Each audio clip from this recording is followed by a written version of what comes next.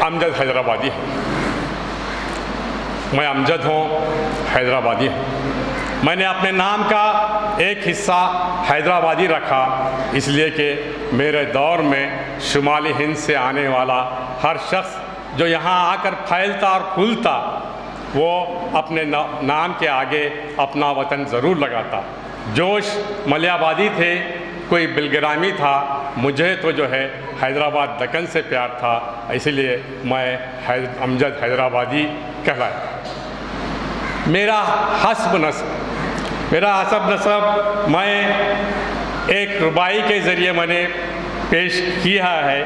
سید احمد حسین ہوں، امجد ہوں، سید احمد حسین ہوں، امجد ہوں، حسان الہند ہوں، ثانی سرمد ہوں۔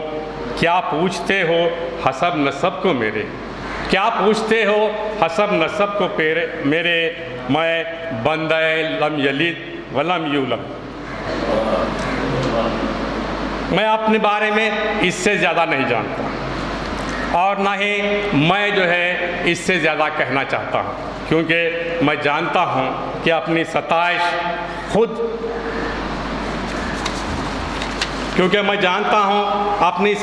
خود میرے لیے کوئی معنی نہیں رکھتی۔ اسی لیے تو میں نے کہا ہے کہ کوشش اپنی ستائش کے لیے کیا کیا کرتے ہیں۔ ایک خواہش کے لیے ہم ایک نمود پر مٹا جاتے، ہر ایک نمود پر مٹا جاتا ہے، پتلے مٹی کے ہیں نمائش کے لیے۔ اسی لیے میں ہمیشہ گمنام رہا۔ میں خود کو شاعر بھی نہیں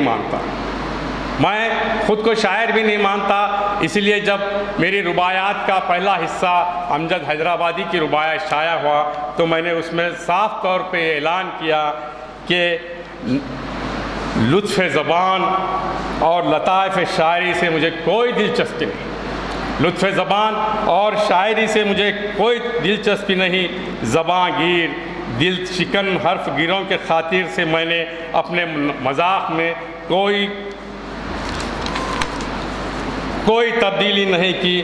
محض یاد رکھیے، یہ جملہ بڑا اہم ہے کہ محض ضمیر کی اس آواز کو جو مبدع فیاض کا فیضان خاص ہے اپنی زبان اور سادہ لفظوں میں فرض کے طور پر ادا کیا، یہی میرا کلام۔ اسی لیے تو میں نے کہا ہے نہیں زبان کی حاجت کلام حق کے لیے، نہیں زبان کی حاجت کلام حق کے لیے۔ میری زندگی غموں سے عبارت رہی، میں اپنے والدین کا ایک لوتا لڑکا تھا جو 20 بچوں کے بعد 40 دن تک زندہ رہا۔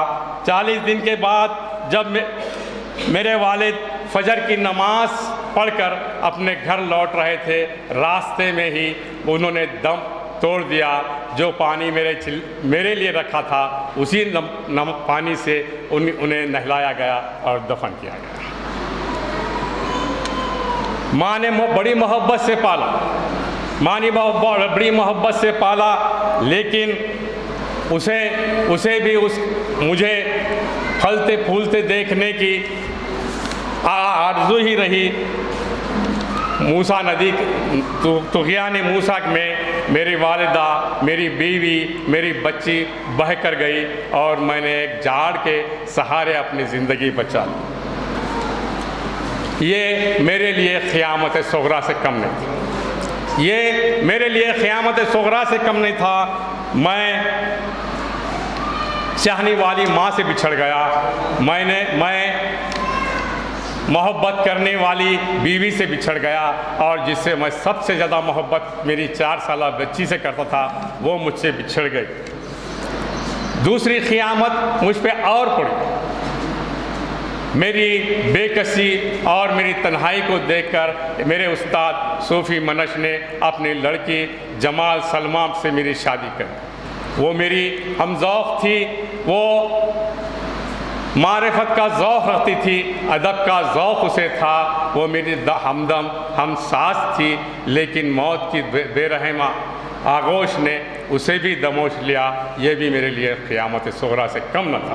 لیکن میں ہمیشہ راضی برضا رہا، میں ہمیشہ راضی برضا رہا۔ تقدیر سے میں نے گلہ نہیں کیا، کیونکہ میں جانتا تھا کہ تقدیر سے کیا گلہ، خدا کی مرضی۔ تقدیر سے کیا گلہ، خدا کی مرضی۔ جو کچھ بھی ہوا ہوا، خدا کی مرضی۔ ہمجد ہر بات میں کہاں تک کیوں کیوں، ہمجد ہر بات میں کہاں تک کیوں کیوں، یہ کیوں کی انتہا خدا کی مرضی۔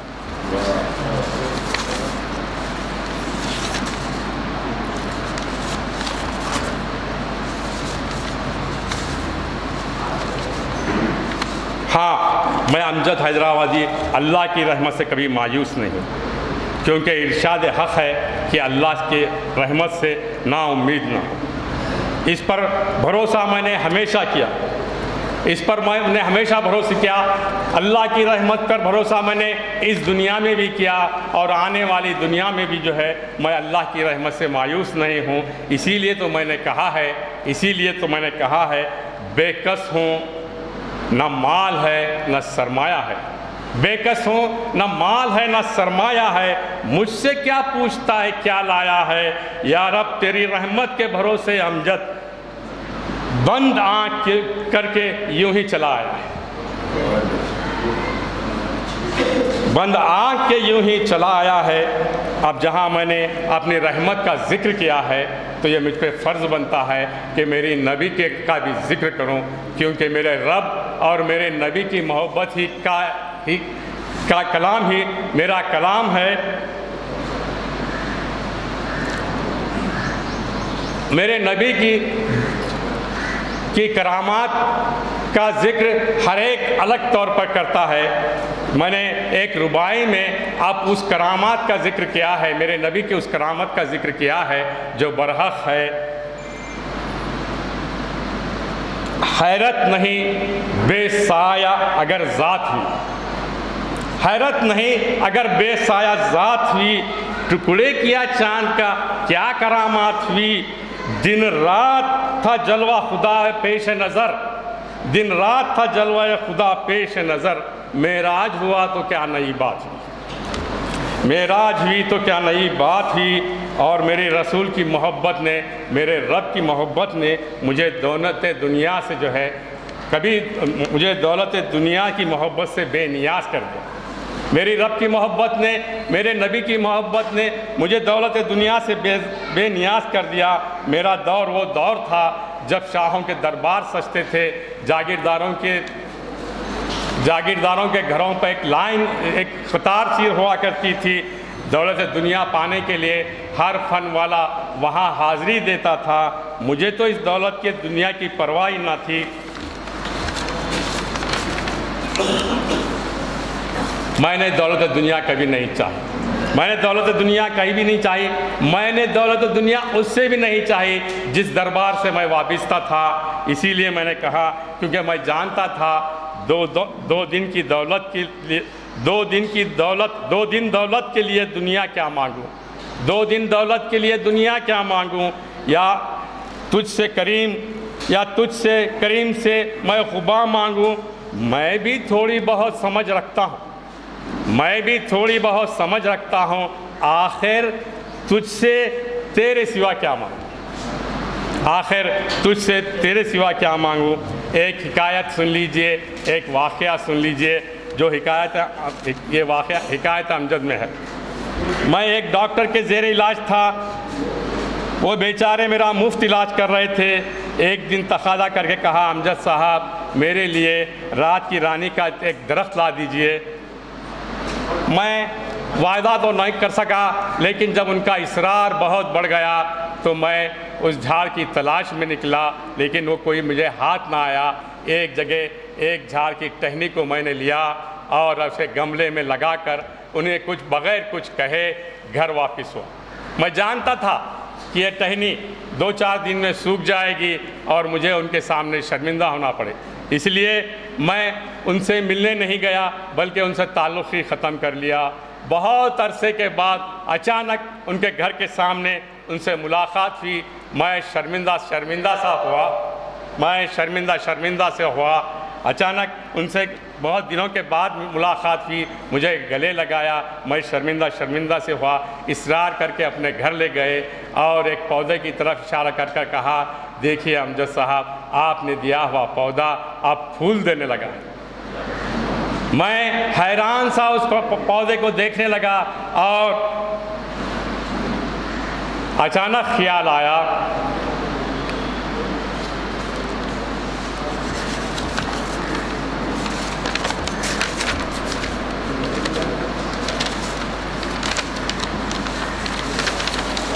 اس پودے کو دیکھنے لگا اور اچانک میرے خیال میں آیا، میرے رب کریم نے مجھے ایک فرد واحد کے سامنے شرمندہ ہونے نہیں دیا۔ میرے رب کریم نے مجھے ایک فرد واحد کے سامنے شرمندہ ہونے سے بچا لیا۔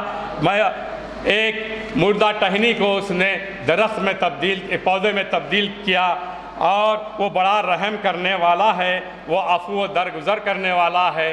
جب قیامت قائم ہوگی وہاں تو ہزاروں لوگ، لاکھوں لوگ ہوں گے اور میں اکیلا تنہا ہوں گا۔ مجھے امید ہے کہ میرا رب عفو و درگزر کی رضا سے میرے عیب کو ڈھانک لے گا اور میں شرمندہ ہونے سے وہاں بھی بچ جاؤں گا۔ حاضرین، اس سے پہلے کہ میں آگے بڑھوں، 2 منٹ میں اپنی بات ختم کرتا ہوں۔ میں امجد حیدرآبادی پر کتاب کے لیے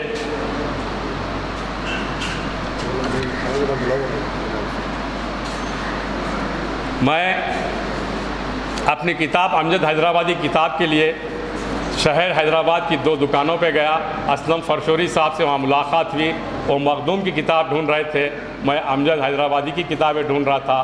دونوں کتابیں جو ہے کسی بھی حیدرآباد شہر کی کسی بھی دکان میں اویلیبل نہیں تھی۔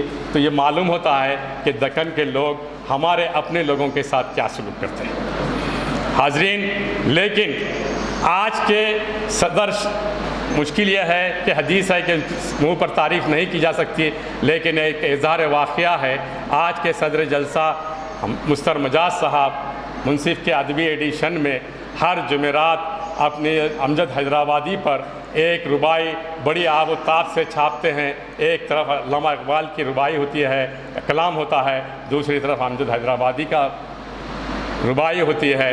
ہم دکن والے خاص طور پر اردو دنیا، ہم آج کے صدر جلسہ مستر مجاز کی شکر گزار ہیں۔ تو میں نے اسی بات کو جو ہے ایک تخیل کے طور پر آگے لکھا ہے، اس کو لکھا ہے آخر میں امجد حیدرآبادی ایک ہدیہ تشکر پیش کرنا۔ میں آخر میں امجد حیدرآبادی ایک ہدیہ تشکر پیش کر کے میری کہانی کو ختم کرتا ہوں۔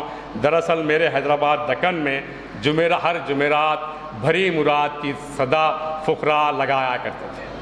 اس وقت مجھے جمعرات بھری مراد کا مطلب سمجھ میں نہیں آیا، لیکن ان صداؤں کی بازگشت یہاں میں سائے رحمت میں ہر جمعرات کو سنتا ہوں۔ جب میرے ہی دکن کا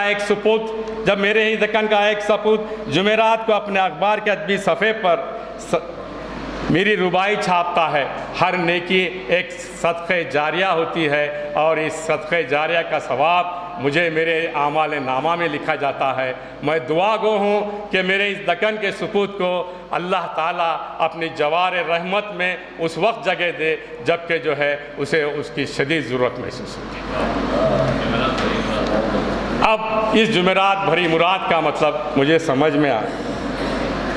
حضرات، میں نے آخر بات کہہ کر یہ ختم کرنا چاہتا تھا کہ مجھے یاد آیا کہ میں زندگی بھر اپنے رباعیات کے ذریعے لوگوں کو نصیحت ہی کی ہے۔